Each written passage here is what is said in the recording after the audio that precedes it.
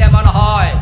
নবী মুহাম্মদ এবং তার সাহাবারা যে চেয়ারে বসে রাষ্ট্র চালাইছে, ওই চেয়ারে যদি ইয়াজিদের মতো মদখোর বসে, দেশে মদের প্রসার হওয়ার সম্ভাবনা আছে না নাই?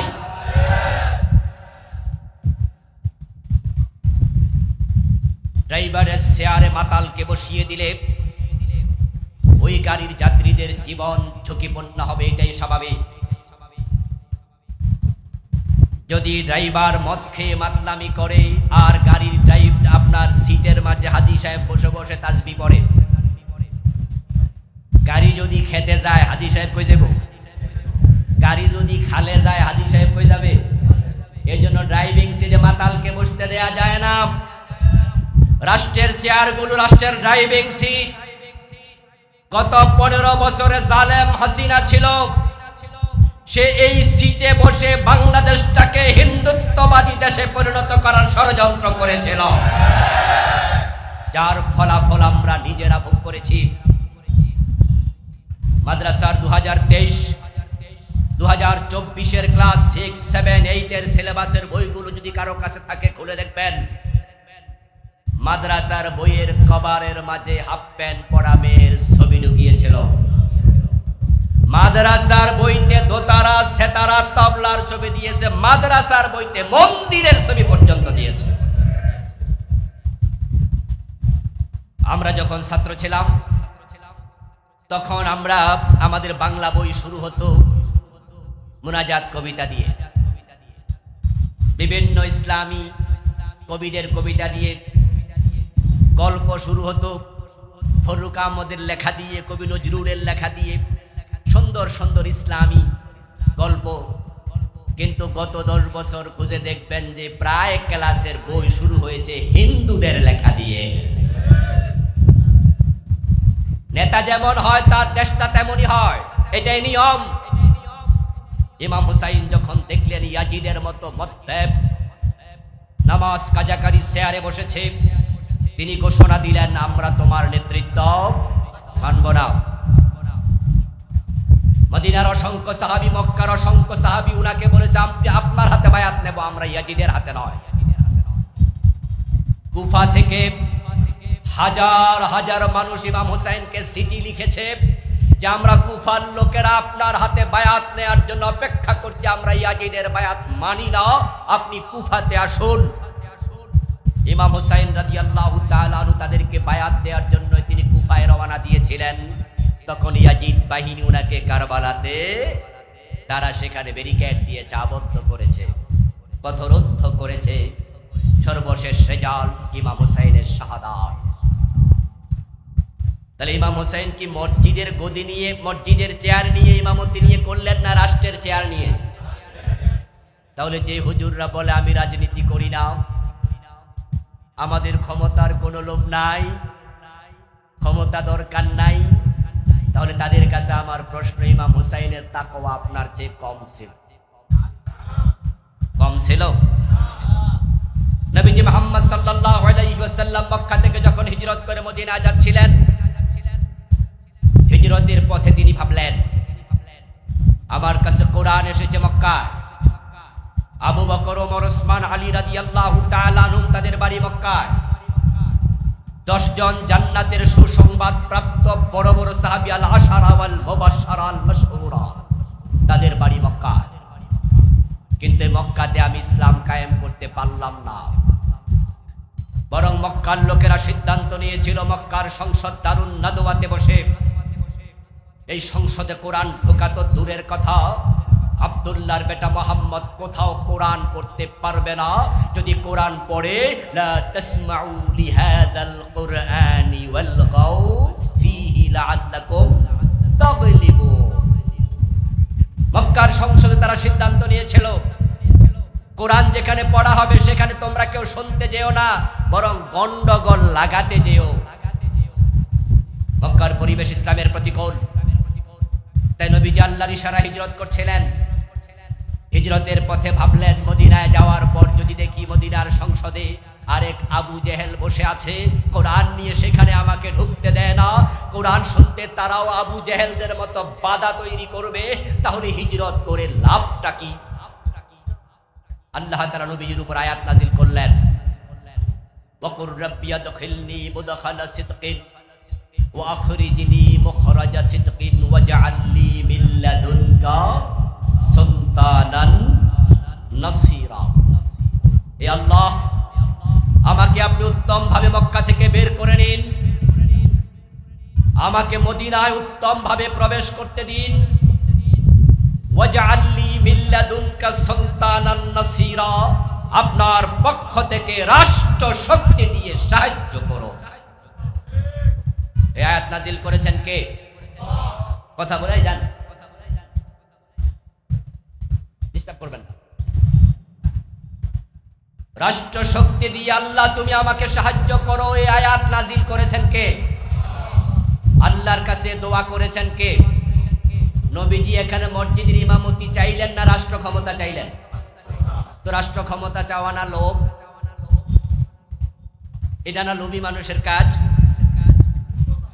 রাষ্ট্র ক্ষমতা আমরা চাই না, আমাদের দরকার নাই। আপনারা না সুবহানাল্লাহ পড়েন?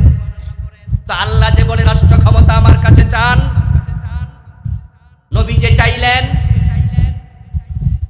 আলেম ওলামারা একটু দয়া করে উত্তর দিন, সে আয়াতটা কোরআনে এখনো আছে না নাই? নাকি মানসুখ হয়ে গেছে, রহিত হয়ে গেছে? তাহলে যারাই বলবে আমরা রাষ্ট্র ক্ষমতা চাই না, আলেম নামের এই সুবিধাবাদী মানুষগুলোর জীবনে আল্লাহ নবী এবং সাহাবাদের আদর্শ পাওয়া যায় না, তারা মুনাফিকি করে সবার সাথে তাল মিলাতে চায়। আমি জানি না আজকে এমন কেউ আছেন কিনা। কোন কারণে আপনি বলছেন রাষ্ট্র ক্ষমতা আমি চাই না? যদি আপনি রাষ্ট্র ক্ষমতা না পান তাহলে যাকাতটা চালু করবেন কেমনে? যাকাত কি ব্যক্তি দেয় না রাষ্ট্র তোলে? কোনটা ইসলাম? ইয়েস, আমরা যে যাকাত দেই গরিবদেরকে, এটা যাকাত দেওয়ার সিস্টেমই না। রাসূলুল্লাহ এবং সাহাবাদের যুগে সিস্টেমটা ছিলই না, বরং নবীজি সাল্লাল্লাহু আলাইহি ওয়াসাল্লাম বলেন তুখাযু মিন আবনিয়াহিম ফাতুরাদ্দু ইলা ফুকারাইহিম, ধনীদের থেকে যাকাত গ্রহণ করা হবে, তারপর রাষ্ট্র কর্তৃক গরিবদের মাঝে বন্টন করা হবে। আল্লাহ কোরআনে বলেন খুয মিন আমওয়ালিহিম সাদাকাতান তুতাহিরুহুম ওয়া তুযাক্কিহিম বিহা। খুয মিন আমওয়ালিহিম সাদাকা, আই যাকাত। ও নবী, ধনীদের থেকে আপনি যাকাত গ্রহণ করুন। যাকাত তোলা রাষ্ট্রের কাজ। আপনি বলছেন যে আমার ক্ষমতা দরকার নাই, তাহলে যাকাত আসবে কেমনে? এবার আপনাদের কাছে আমার প্রশ্ন, সবাই জবাব দিন, যাকাত নামক সিস্টেমটা নফল না ফরজ? এটা ইসলামের মাঝের খুঁটি ছিল। ইসলামের খুঁটি হলো পাঁচটা: ঈমান, সালাত, তারপরে কি? যাকাত। যদিও বাংলাদেশে এটা 5 নাম্বার খুঁটি। মানুষকে জিজ্ঞাসা করা হবে ইসলামের রোকন কয়টা? 5টা। কি? ঈমান, নামাজ, রোজা, হজ, যাকাত। যাকাত কয় নাম্বারে গেছে? অথচ কোরআন এবং হাদিস যত জায়গাতেই যাকাতের কথা আসছে, সব জায়গাতে প্রায় নামাজের পরেই হলো যাকাত। আকিমুস সালাহ ওয়া আতুজ যাকাত, ইউকিমুনাস সালাহ ওয়া ইউতুনাজ যাকাত, আকামুস সালাহ আতাউজ যাকাত। আপনি সব জায়গায় পাবেন নামাজের পরেই যাকাত। ইসলাম যাকাতকে মাঝের খুঁটি করেছে কেন? একটি তাবু যদি আপনি খাটান, ওই তাবুর চারপাশে 4টা খুঁটি দেন, মাঝখানে খুঁটি না দেন, তাহলে তাবুর মাথা উঁচু হবে না নিচু? আর যখন মাঝখানে খুঁটি দেবেন, তাবুর মাথা হবে উঁচু। ইসলাম যাকাতকে মাঝখানে রেখেছে। যখন মুসলমান ধনীরা যাকাত দেবে, গরিব আর থাকবে না, সব মুসলমান একসাথে মাথা উঁচু করে দাঁড়িয়ে যাবে।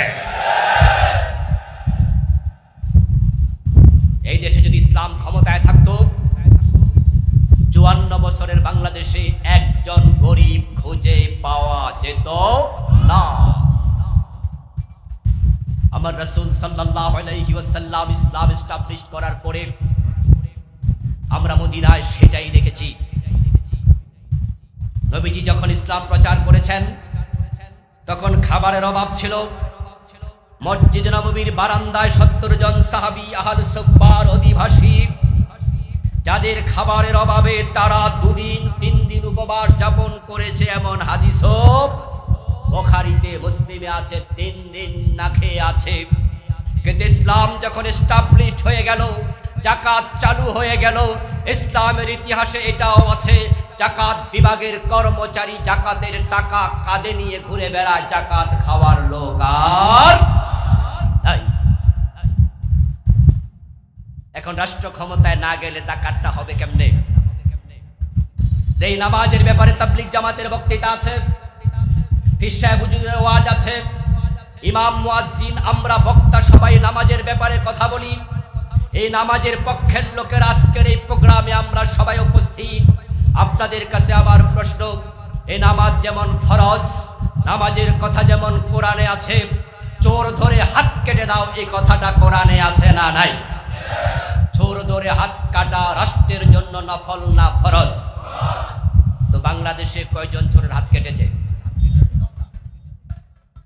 অথচ নবীজি মুহাম্মদ সাল্লাল্লাহু আলাইহি ওয়াসাল্লাম বলেছেন, আমার মেয়ে ফাতেমা চুরি করলে আমি ফাতেমার হাত কেটেই দেব। এবার আপনাদের থেকে জানতে চাই, আবার জবাব দিন, চোর ধরে হাত কাটা ইসলামী রাষ্ট্র মুসলমানদের জন্য নফল না ফরজ? 54 বছর যেহেতু চোর ধরে হাত কাটা হয় নাই, এই ফরজ তরকের কবিরা গুনার জন্য 15 কোটি মুসলমান সবাই দায়ী।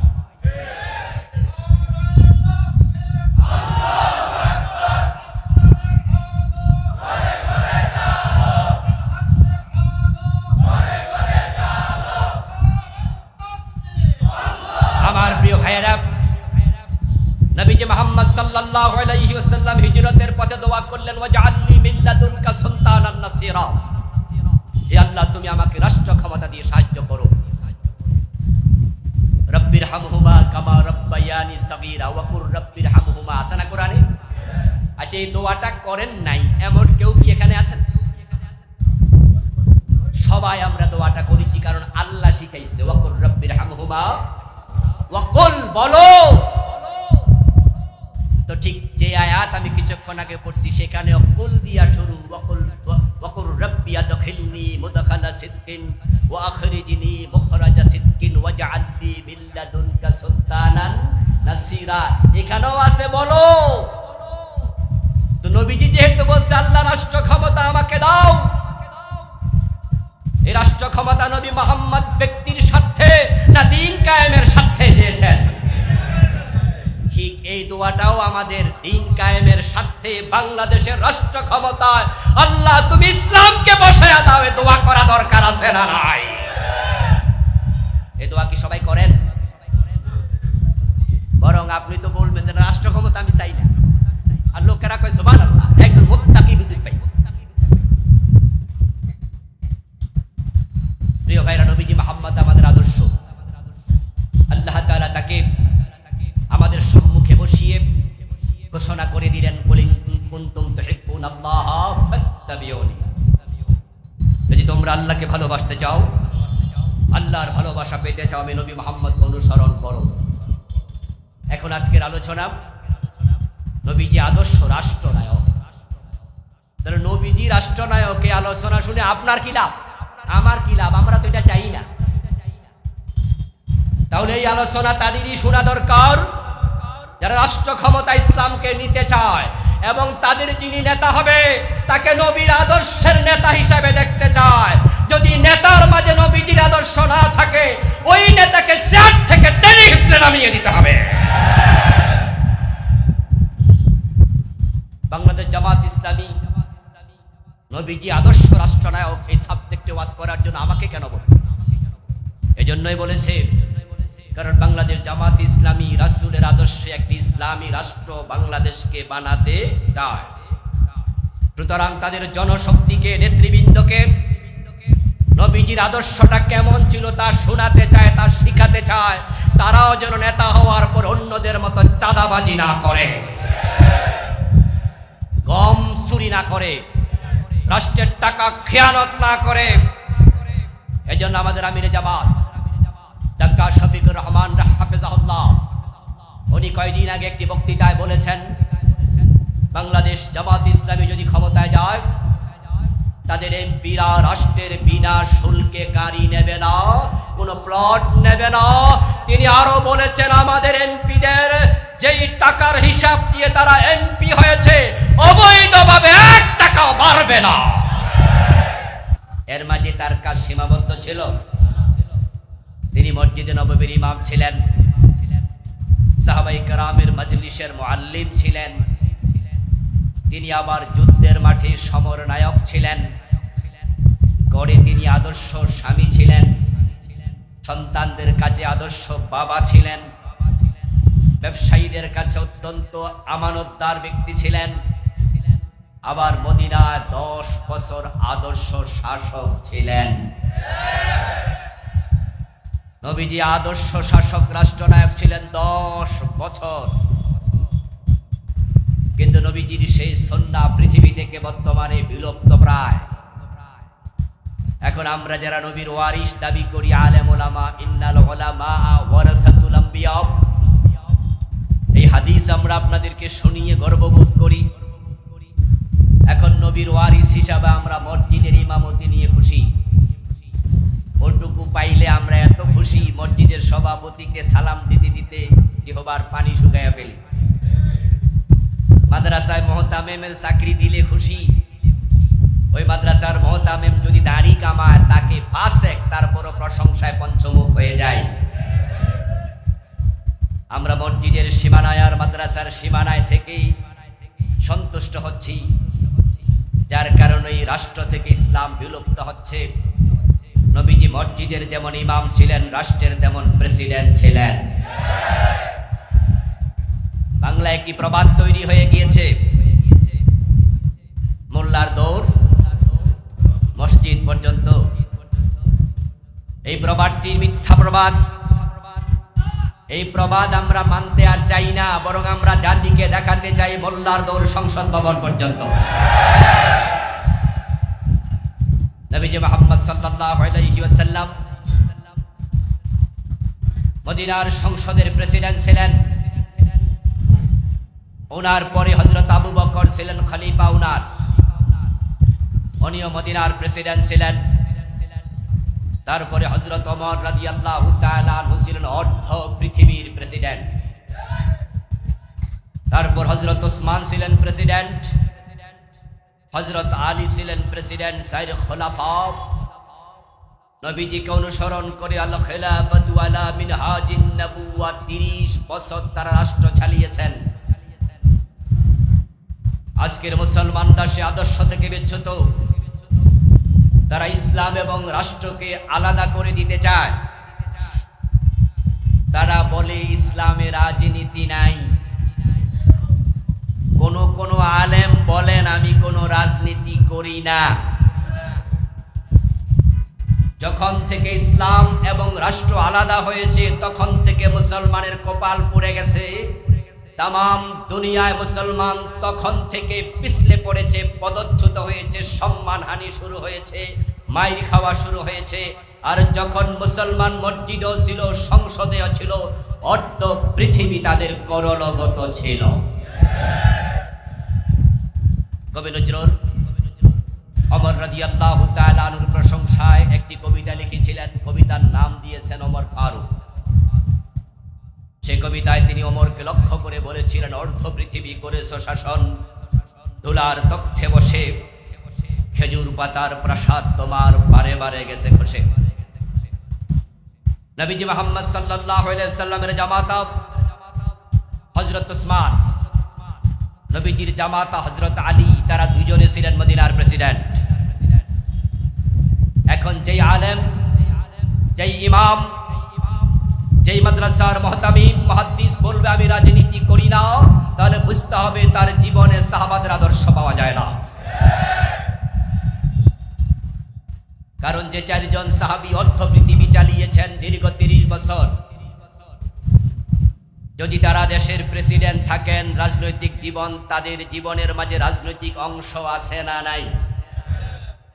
নবীজি বলেছেন, আলাইকুম বিসুন্নতি ওয়া সুন্নাতিল খুলাফাইর রাশিদিন আল মাহদিয়্যিন। আমার পরে তোমাদের দায়িত্ব হচ্ছে আমার সুন্নাহকে আঁকড়িয়ে ধরা এবং খোলাফায়ে রাশেদার সুন্নাহকে আঁকড়িয়ে ধরা। কেউ কেউ বলেন যে আমি রাজনীতি করি না, অমুক হুজুর রাজনীতি করে। কেউ কেউ বলতে চান যে আমরা দুনিয়ার ক্ষমতা চাই না, আমরা আল্লাহর জান্নাত চাই। এই জাতীয় কথা শুনে আপনাদের মতো কিছু মুসল্লি আছে বলে, দেখছো আমাদের হুজুরের অন্তরে কোনো লোভ নাই, উনি দুনিয়ায় মেম্বারও হতে চায় না, চেয়ারম্যানও হতে চায় না, এমপি মন্ত্রী তো বহু দূরের কথা, উনি জান্নাত ছাড়া কিচ্ছু বোঝে না, দুনিয়ার ক্ষমতার প্রতি কোনো লোভ নাই। ঠিক তার বিপরীতে আমরা যারা ক্ষমতার কথা বলি তখন আপনাদের চোখে ভেসে ওঠে তাহলে আবুল কালাম আজাদ বাশার, ওরা ক্ষমতার লোভী। ওই হুজুর নির্লোভ, উনি কোনো রাজনীতি করে না, কোনো ক্ষমতা ওনার দরকার নাই, উনি মুত্তাকি। আর আমরা রাজনীতির কথা বলি, ক্ষমতার কথা বলি, আমরা ভালো মানুষ না, আমরা লোভী। তাহলে আপনাদের বিবেকের কাছে আমার প্রশ্ন, ইমাম হুসাইনের সাথে ইয়াজিদের দ্বন্দ্ব হয়েছিল মসজিদের ইমামতি নিয়ে, ঠিক না? মানে ইমাম হুসাইন যে মসজিদে ইমামতি করছিল, ইয়াজিদ বলছে ওই মসজিদ থেকে আপনি চলে যান, আমি ইমামতি নেব, এই জন্য ঝগড়া লাগছে, ঠিক না? কোন মাদ্রাসার প্রিন্সিপাল হওয়া নিয়ে ঝগড়া লাগছিল। বরং আমরা সকলে জানি মুআবিয়া রাদিয়াল্লাহু তাআলা আনহুর ইন্তেকালের পর ইয়াজিদ উনার চেয়ারে বসে খলিফা হয়। ইমাম হুসাইন রাদিয়াল্লাহু তাআলা আনহু বললেন যে নাও, যে চেয়ারে বসে আমার নানা মুহাম্মদুর রাসূলুল্লাহ সাল্লাল্লাহু আলাইহি সাল্লাম দেশ চালিয়েছেন, আবু বকর, ওমর, উসমান, আলী, চার মহান খলিফা দেশ চালিয়েছে। আমার বাবা আমিরে রাসূলের সাহাবী আমিরে মুআবিয়া দেশ চালিয়েছে। ওই সাহাবাদের চেয়ারে বসে দেশ চালানোর মতো যোগ্যতা ইয়াজিদের নাই, কারণ সে ঠিক মতো নামাজও পড়ে না। ইবনে কাসির রাহিমাহুল্লাহর বিখ্যাত তারিখের কিতাব আল বিদায়া ওয়ান নিহায়া, ওই তারিখের কিতাবে উদ্ধৃতি দিয়েছেন তিনি, তাবিঈদের থেকে হাদিস রওয়ায়াত করেছেন, ইতিহাস রওয়ায়াত করেছেন। আল বিদায়া ওয়ান নিহায়া গ্রন্থে এসেছে, বর্ণনাকারী বর্ণনা করেছেন যে ইয়াজিদ মাঝে মাঝে মদ পান করত। যেই লোকটা নামাজ পড়ে না ঠিক করে, মদ পান করে, ওই লোক কি মুসলমানের শাসক হতে পারে? আপনাদের কটিয়াদির বাস স্ট্যান্ডের পাশে একটি চমৎকার মসজিদ আছে, নতুন করে হয়েছে একটি রাষ্ট্রীয় মসজিদ। আপনাদের ইমাম সাহেব 300 জন, 500 জন, 700 জন মানুষের ইমামতি করে। যদি উনি মদ খায়, উনার ইমামতি থাকবে? উনি নামাজ কাজা করে, নামাজ পড়ে না, এমন রিপোর্ট হয়, এমন ইমাম আপনারা রাখবেন? একজন রাষ্ট্রপ্রধান হবে, লক্ষ লক্ষ মানুষের নেতা, একজন এমপি হয় 4 লাখ 5 লাখ ভোটে মনোনীত, 7 থেকে 8 লাখ মানুষের নেতা। যদি মাত্র 300 350 জন মসজিদের ইমাম নেতা মদ পান করলে তাকে ইমামতির জায়গায় থাকতে দেয়া হয় না, নামাজ কাজা করলে তাকে ইমাম বানানো হয় না।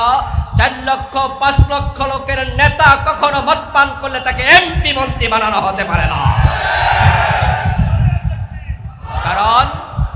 কারণ হচ্ছে বিখ্যাত আরবি প্রবাদ, আন্নাসু আলা দীনি মুলুকিহিম, মানুষ তাদের নেতার চরিত্রে চরিত্রবান হয়। নেতা হয় যেমন, তার কর্মীরাও হয় তেমন, এটাই নিয়ম। যে দরবারের পীর সাহেব ঢোল বাজায়, সে দরবারের মুরিদরা ঢোল বাজায় কিনা? যে দরবারের পীর সাহেব নাচে এবং গান গায়, লাফায়, ওই দরবারের মুরিদরাও নাচে, গান গায়, লাফায়। যে দরবারের পীর সাহেব পাগড়ি মাথায় দেয়, ওই দরবারে যারা মুরিদ হয় ধীরে ধীরে তারাও পাগড়ি মাথায় দেয়। যে দরবারের পীর সাহেব পর্দা করে, ওই দরবারের মুরিদরাও ধীরে ধীরে পর্দা শিখে। এটাই নিয়ম। নেতা যেমন হয়, কর্মী তেমন হয়। নবী মুহাম্মদ এবং তার সাহাবারা যে চেয়ারে বসে রাষ্ট্র চালাইছে, ওই চেয়ারে যদি ইয়াজিদের মতো মদখোর বসে, দেশে মদের প্রসার হওয়ার সম্ভাবনা আছে না নাই?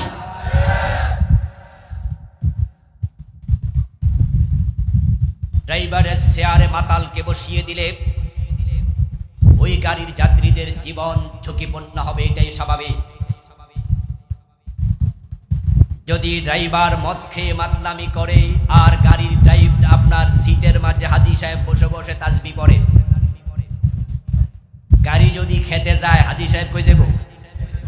গাড়ি যদি খালে যায় হাজী সাহেব কই যাবে? এই জন্য ড্রাইভিং সিটে মাতালকে বসতে দেয়া যায় না। রাষ্ট্রের চেয়ারগুলো রাষ্ট্রের ড্রাইভিং সিট। গত 15 বছরে জালেম হাসিনা ছিল, সে এই সিটে বসে বাংলাদেশটাকে হিন্দুত্ববাদী দেশে পরিণত করার ষড়যন্ত্র করেছিল, যার ফলাফল আমরা নিজেরা ভোগ করেছি। মাদ্রাসার 2023-2024 ক্লাস 6, 7, 8 এর সিলেবাসের বইগুলো যদি কারো কাছে থাকে খুলে দেখবেন, মাদ্রাসার বইয়ের কভারের মাঝে হাফ প্যান্ট পরা মেয়ের ছবি ঢুকিয়েছিল। মাদ্রাসার বইতে দোতারা, সেতারা, তবলার ছবি দিয়েছে, মাদ্রাসার বইতে মন্দিরের ছবি পর্যন্ত দিয়েছে। আমরা যখন ছাত্র ছিলাম তখন আমাদের বাংলা বই শুরু হতো মুনাজাত কবিতা দিয়ে, বিভিন্ন ইসলামী কবিদের কবিতা দিয়ে। গল্প শুরু হতো ফরুক আহমদের লেখা দিয়ে, কবি নজরুলের লেখা দিয়ে, সুন্দর সুন্দর ইসলামী গল্প। কিন্তু গত 10 বছর খুঁজে দেখবেন যে প্রায় ক্লাসের বই শুরু হয়েছে হিন্দুদের লেখা দিয়ে। নেতা যেমন হয় তার দেশটা তেমনই হয়, এটাই নিয়ম। ইমাম হুসাইন যখন দেখলেন ইয়াজিদের মতো মদ্যপ নামাজ কাজাকারী চেয়ারে বসেছে, তিনি ঘোষণা দিলেন, আমরা তোমার নেতৃত্ব মানব না। মদিনার অসংখ্য সাহাবী, মক্কার অসংখ্য সাহাবী উনাকে বলেছে, আপনার হাতে বায়াত নেব, আমরা ইয়াজিদের হাতে নয়। কুফা থেকে হাজার হাজার মানুষ ইমাম হুসাইনকে চিঠি লিখেছে যে আমরা কুফার লোকেরা আপনার হাতে বায়াত নেওয়ার জন্য অপেক্ষা করছি, আমরা ইয়াজিদের বায়াত মানি না, আপনি কুফাতে আসুন। ইমাম হুসাইন রাদিয়াল্লাহু তাআলা আনহু তাদেরকে বায়াত দেওয়ার জন্য তিনি কুফায় রওনা দিয়েছিলেন। তখন ইয়াজিদ বাহিনী উনাকে কারবালাতে, তারা সেখানে ব্যারিকেড দিয়ে আবদ্ধ করেছে, পথরোধ করেছে। সর্বশেষ রেজাল্ট ইমাম হুসাইনের শাহাদাত। তাহলে ইমাম হুসাইন কি মসজিদের গদি নিয়ে, মসজিদের চেয়ার নিয়ে ইমামতি নিয়ে করলেন না রাষ্ট্রের চেয়ার নিয়ে? তাহলে যে হুজুররা বলে আমি রাজনীতি করি না, আমাদের ক্ষমতার কোনো লোভ নাই, ক্ষমতা দরকার নাই, তাহলে তাদের কাছে আমার প্রশ্ন, ইমাম হুসাইনের তাকওয়া আপনার চেয়ে কম ছিল? কম ছিল? নবীজি মুহাম্মদ সাল্লাল্লাহু আলাইহি ওয়াসাল্লাম মক্কা থেকে যখন হিজরত করে মদিনায় যাচ্ছিলেন, হিজরতের পথে তিনি ভাবলেন, আমার কাছে কোরআন এসেছে মক্কায়, আবু বকর, ওমর, ওসমান, আলী রাদিয়াল্লাহু তাআলা আনহুম তাদের বাড়ি মক্কায়, 10 জন জান্নাতের সুসংবাদ প্রাপ্ত বড় বড় সাহাবী আল আশারা ওয়াল মুবাশশারা আল মাশহুরা, তাদের বাড়ি মক্কায়। কিন্তু মক্কাতে আমি ইসলাম কায়েম করতে পারলাম না, বরং মক্কার লোকেরা সিদ্ধান্ত নিয়েছিল মক্কার সংসদ দারুন নাদওয়াতে বসে এই সংসদে কোরআন ঢোকা তো দূরের কথা, আব্দুল্লাহর বেটা মুহাম্মদ কোথাও কোরআন পড়তে পারবে না। যদি কোরআন পড়ে, লা তাসমাউ লিহাদাল কুরআনি ওয়ালগাউ ফীহি লাআল্লাকুম তাগলিবুন। মক্কার সংসদে তারা সিদ্ধান্ত নিয়েছিল কোরআন যেখানে পড়া হবে সেখানে তোমরা কেউ শুনতে যেও না, বরং গন্ডগোল লাগাতে যেও। মক্কার পরিবেশ ইসলামের প্রতিকূল, তাই নবীজি আল্লাহর ইশারা হিজরত করছিলেন। হিজরতের পথে ভাবলেন, মদিনায় যাওয়ার পর যদি দেখি মদিনার সংসদে আরেক আবু জেহেল বসে আছে, কোরআন নিয়ে সেখানে আমাকে ঢুকতে দেয় না, কোরআন শুনতে তারাও আবু জেহেলদের মতো বাধা তৈরি করবে, তাহলে হিজরত করে লাভটা কি? আল্লাহ তাআলা নবীর উপর আয়াত নাযিল করলেন, ওয়াকুর রাব্বি আদখিলনি মুদখালা সিদকিন ওয়া আখরিজনি মুখরাজা সিদকিন ওয়াজআলনি মিন লাদুনকা সুলতানান নাসীরা। হে আল্লাহ, আমাকে আপনি উত্তম ভাবে মক্কা থেকে বের করে নিন, আমাকে মদিনায় উত্তম ভাবে প্রবেশ করতে দিন। ওয়াজআল লি মিন লাদুনকা সুলতানান নাসীরা, আপনার পক্ষ থেকে রাষ্ট্র শক্তি দিয়ে সাহায্য করো। এই আয়াত নাজিল করেছেন কে? কথা বলেই যান, ডিস্টার্ব করবেন না। রাষ্ট্র শক্তি দিয়ে আল্লাহ তুমি আমাকে সাহায্য করো, এই আয়াত নাজিল করেছেন কে? আল্লাহর কাছে দোয়া করেছেন কে? নবীজি এখানে মসজিদের ইমামতি চাইলেন না রাষ্ট্র ক্ষমতা চাইলেন? তো রাষ্ট্র ক্ষমতা চাওয়া না লোভ? এটা না লোভী মানুষের কাজ? রাষ্ট্র ক্ষমতা আমরা চাই না, আমাদের দরকার নাই। আপনারা না সুবহানাল্লাহ পড়েন? তো আল্লাহ যে বলে রাষ্ট্র ক্ষমতা আমার কাছে চান, নবী যে চাইলেন, আলেম ওলামারা একটু দয়া করে উত্তর দিন, সে আয়াতটা কোরআনে এখনো আছে না নাই? নাকি মানসুখ হয়ে গেছে, রহিত হয়ে গেছে? তাহলে যারাই বলবে আমরা রাষ্ট্র ক্ষমতা চাই না, আলেম নামের এই সুবিধাবাদী মানুষগুলোর জীবনে আল্লাহ নবী এবং সাহাবাদের আদর্শ পাওয়া যায় না, তারা মুনাফিকি করে সবার সাথে তাল মিলাতে চায়। আমি জানি না আজকে এমন কেউ আছেন কিনা। কোন কারণে আপনি বলছেন রাষ্ট্র ক্ষমতা আমি চাই না? যদি আপনি রাষ্ট্র ক্ষমতা না পান তাহলে যাকাতটা চালু করবেন কেমনে? যাকাত কি ব্যক্তি দেয় না রাষ্ট্র তোলে? কোনটা ইসলাম? ইয়েস, আমরা যে যাকাত দেই গরিবদেরকে, এটা যাকাত দেওয়ার সিস্টেমই না। রাসূলুল্লাহ এবং সাহাবাদের যুগে সিস্টেমটা ছিলই না, বরং নবীজি সাল্লাল্লাহু আলাইহি ওয়াসাল্লাম বলেন তুখাযু মিন আবনিয়াহিম ফাতুরাদ্দু ইলা ফুকারাইহিম,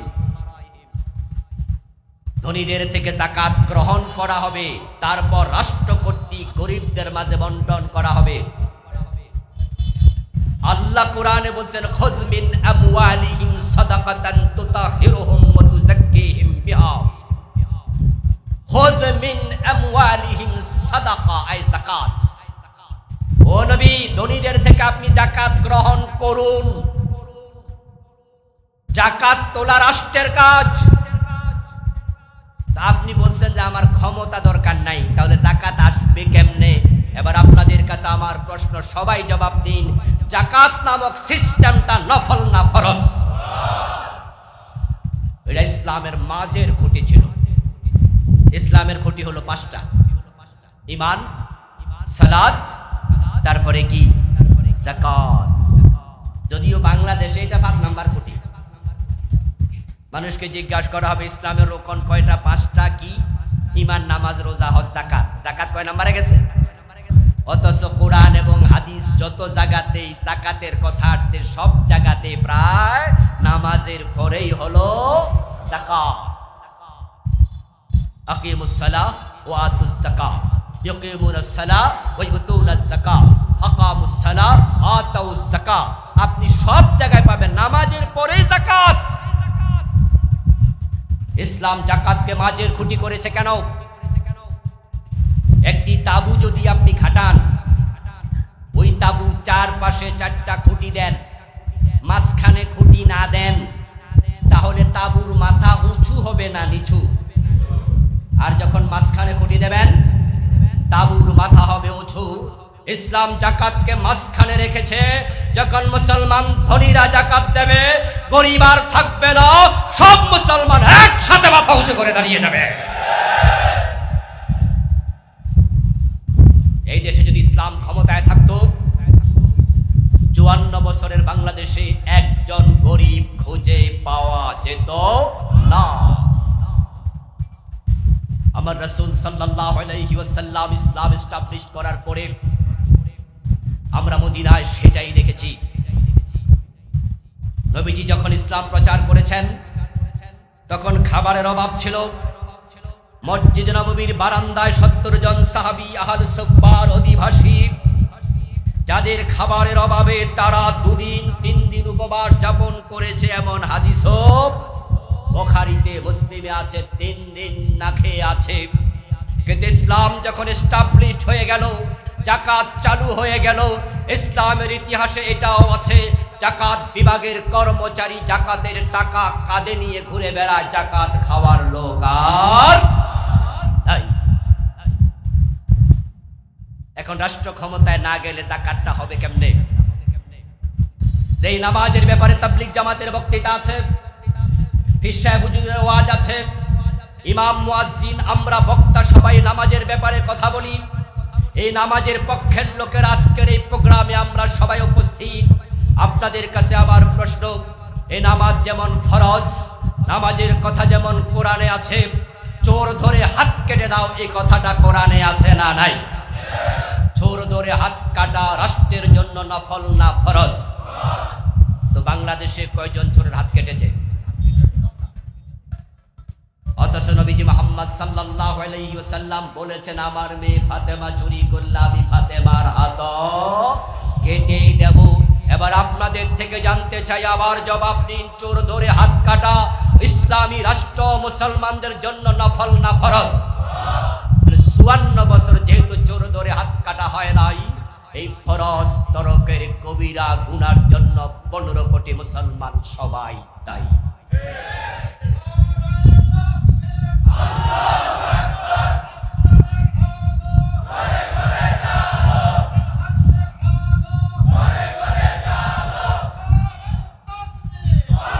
আমার প্রিয় ভাইয়েরা, নবীজি মুহাম্মদ সাল্লাল্লাহু আলাইহি ওয়াসাল্লাম হিজরতের পথে দোয়া করলেন, ওয়াজআলনি মিন লাদুনকা সুলতানান নাসিরা, হে আল্লাহ তুমি আমাকে রাষ্ট্র ক্ষমতা দিয়ে সাহায্য করো। রব্বির হামহুমা কামা রব্বায়ানি সগীরা ওয়া কুর রব্বির হামহুমা, আছে না কোরআনে? আচ্ছা, এই দোয়াটা করেন নাই এমন কেউ কি এখানে আছেন? সবাই আমরা দোয়াটা করেছি, কারণ আল্লাহ শিখাইছে, ওয়া কুর রব্বির হামহুমা ওয়া কুল, বলো। তো ঠিক যে আয়াত আমি কিছুক্ষণ আগে পড়ছি সেখানে কুল দিয়া শুরু, ওয়া কুর রব্বি আদখিলনি মুদখালা সিদকিন ওয়া আখরিজনি মুখরাজা সিদকিন ওয়াজআলনি মিন লাদুনকা সুলতানান নাসিরা, এখানেও আছে বলো। তো নবীজি যেহেতু বলছে আল্লাহ রাষ্ট্র ক্ষমতা আমাকে দাও, এই রাষ্ট্র ক্ষমতা নবী মুহাম্মদ ব্যক্তির স্বার্থে না দ্বীন কায়েমের স্বার্থে দিয়েছেন? ঠিক এই দোয়াটাও আমাদের দ্বীন কায়েমের স্বার্থে, বাংলাদেশের রাষ্ট্র ক্ষমতায় আল্লাহ তুমি ইসলামকে বসায়া দাও, এই দোয়া করা দরকার আছে না নাই? এই দোয়া কি সবাই করেন? বরং আপনি তো বলবেন যে রাষ্ট্র ক্ষমতা আমি চাই না, আর লোকেরা কয় সুবহানাল্লাহ, একজন মুত্তাকি বুঝতে পাইছে। প্রিয় ভাইরা, নবীজি মুহাম্মদ আমাদের আদর্শ। আল্লাহ তাআলা তাকে আমাদের সম্মুখে বসিয়ে ঘোষণা করে দিলেন, কুল ইন কুনতুম তুহিব্বুনাল্লাহ ফাত্তাবিউনি, যদি তোমরা আল্লাহকে ভালোবাসতে চাও, আল্লাহর ভালোবাসা পেতে চাও, আমি নবী মুহাম্মদকে অনুসরণ করো। এখন আজকের আলোচনা নবীজি আদর্শ রাষ্ট্রনায়ক। তাহলে নবীজি রাষ্ট্রনায়ক, এই আলোচনা শুনে আপনার কি লাভ? আমার কি লাভ? আমরা তো এটা চাই না। তাহলে এই আলোচনা তাদেরই শোনা দরকার যারা রাষ্ট্র ক্ষমতা ইসলামকে নিতে চায়, এবং তাদের যিনি নেতা হবে তাকে নবীর আদর্শের নেতা হিসেবে দেখতে চায়। যদি নেতার মাঝে নবীজির আদর্শ না থাকে, ওই নেতাকে চেয়ার থেকে টেনে হিসেবে নামিয়ে দিতে হবে। বাংলাদেশ জামাত ইসলামী নবীজি আদর্শ রাষ্ট্রনায়ক, এই সাবজেক্টে ওয়াজ করার জন্য আমাকে কেন বলে? এজন্যই বলেছে, কারণ বাংলাদেশ জামাত ইসলামী রাসূলের আদর্শে একটি ইসলামী রাষ্ট্র বাংলাদেশকে বানাতে চায়। সুতরাং তাদের জনশক্তিকে, নেতৃবৃন্দকে নবীজির আদর্শটা কেমন ছিল তা শোনাতে চায়, তা শিখাতে চায়। তারাও যেন নেতা হওয়ার পর অন্যদের মতো চাঁদাবাজি না করে, গম চুরি না করে, রাষ্ট্রের টাকা খেয়ানত না করে। এজন্য আমাদের আমিরে জামাত ডাক্তার শফিকুর রহমান হাফেজাহুল্লাহ, উনি কয়েকদিন আগে একটি বক্তৃতায় বলেছেন, বাংলাদেশ জামাত ইসলামী যদি ক্ষমতায় যায়, তাদের এমপিরা রাষ্ট্রের বিনা শুল্কে গাড়ি নেবে না, কোনো প্লট নেবে না। তিনি আরো বলেছেন, আমাদের এমপিদের যেই টাকার হিসাব দিয়ে তারা এমপি হয়েছে অবৈধভাবে 1 টাকাও বাড়বে না। এই কথা সাহস করে কিভাবে তিনি বললেন? কারণ তিনি জানেন আমাদের সকল এমপির আদর্শ হবে মুহাম্মাদুর রাসূলুল্লাহ। এবার বলুন তো আমাদের নবী কি চুরি করছে? কাউকে ঠকাইছে? সাদাবাজি করছে? খেয়ানত করছে? তিনি আল আমিন ছিলেন। নবীজি মুহাম্মদ সাল্লাল্লাহু আলাইহি ওয়াসাল্লাম তিনি বিশ্বাসী ছিলেন। এখন তিনি আল্লাহর কাছে ক্ষমতা চাওয়ার কারণটা কি? এই কারণটা হযরত ওসমান ব্যাখ্যা করেছেন। ওসমান নিজেও তো মদিনার প্রেসিডেন্ট ছিলেন 10 বছর না 12 বছর। ওমর 10 বছর, ওসমান 12 বছর। ওসমান 12 বছর মদিনার প্রেসিডেন্ট ছিলেন। ওসমান ইবনে আফফান বলেছেন কারণ শোনো, ইন্নাল্লাহা লা ইয়াযউ বিস সুলতান মা লা ইয়াযউ বিল কুরআন। সুলতান মানে রাষ্ট্রপ্রধান। ওয়াজআলনি মিন লাদুনকা সুলতানা, নেতৃত্ব। পৃথিবীর এমন কিছু দেশ এখনো আছে যেই দেশের রাষ্ট্রপ্রধানকে তারা এখনো সুলতান বলে, যেমন ওমান,